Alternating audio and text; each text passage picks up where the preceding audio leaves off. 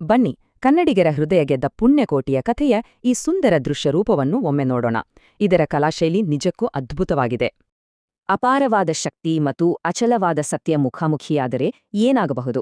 ಈ ಸುಂದರವಾದ ಕಥೆ ನಮಗೆ ಅದನ್ನೇ ಬಹಳ ರೋಚಕವಾಗಿ ತೋರಿಸುತ್ತದೆ. ಇಲ್ಲಿನ ದೃಶ್ಯವೈಭವ ನೋಡಿ. ಹಸಿರಿನಿಂದ ಕಂಗೊಳಿಸುತ್ತಿರುವ ಧರಣಿ ಮಂಡಳದಲ್ಲಿ ಕಾಳಿಂಗನ ಹಸುಗಳು ಎಷ್ಟು ಪ್ರಶಾಂತವಾಗಿ ಮೇಯುತ್ತಿವೆ ಅಲ್ವಾ? ಗಂಗೆ, ಗೌರಿ, ತುಂಗಭದ್ರೆ ಜೊತೆಗೆ ಈ ಗುಂಪಿನ ಅತ್ಯಂತ ಮೃದು ಸ್ವಭಾವದ ಸಾತ್ವಿಕ ಗೋವು ಪುಣ್ಯಕೋಟಿಯನ್ನು ವಿಶೇಷವಾಗಿ ಗಮನಿಸಿ. ಕಥೆಯಲ್ಲಿ ಮುಂದೆ ದೊಡ್ಡ ಅಪಾಯ ಕಾದಿದೆ.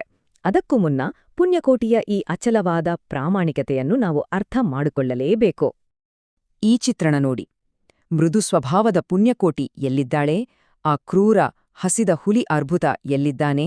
ಎಂತಹ ಭಯಾನಕ ವ್ಯತ್ಯಾಸ! ಒಮ್ಮೆಲೆ ದೃಶ್ಯ ಕತ್ತಾಗುತ್ತದೆ. ಕೋಪಿಷ್ಟ ಹುಲಿ ಅರ್ಭುತ ಏಕಾಏಕಿ ನಮ್ಮ ಪುಣ್ಯಕೋಟಿಯ ದಾರಿಯನ್ನು ಅಡ್ಡಗಟ್ಟಿದಾಗ ನಿಜಕ್ಕೂ ಆತಂಕ ಶುರುವಾಗುತ್ತೆ.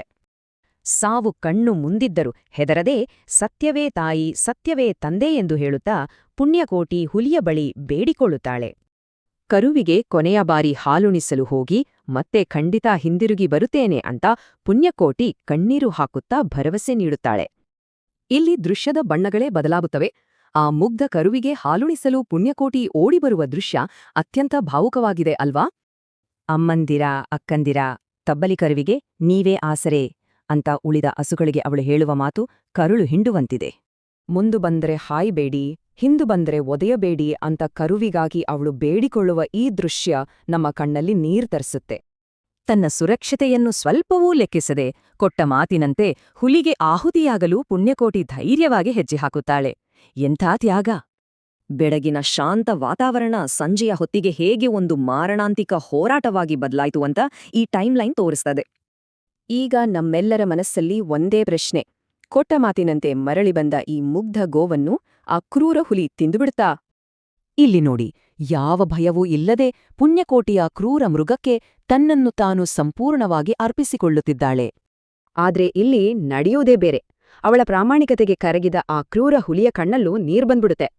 ಇಷ್ಟು ಶುದ್ಧವಾದ ಸತ್ಯವನ್ನ ಕೊಂದ್ರೆ ದೇವ್ರು ಮೆಚ್ಚುವುದಿಲ್ಲ ಅನ್ನೋ ದೊಡ್ಡ ಸತ್ಯ ಆ ಹುಲಿಗೆ ಅರ್ಥವಾಗ್ಬಿಡುತ್ತೆ. ಅಬ್ಬಾ, ಎಂಥ ಆಶ್ಚರ್ಯದ ತಿರುವಿದು! ಮುಗ್ಧ ಪ್ರಾಣಿಯನ್ನು ಕೊಲ್ಲಲಾರದೆ ಆ ಹುಲಿಯೇ ತನ್ನ ಪ್ರಾಣವನ್ನು ತ್ಯಾಗ ಮಾಡಿಬಿಡುತ್ತೆ. ಸತ್ಯವೇ ದೇವರು.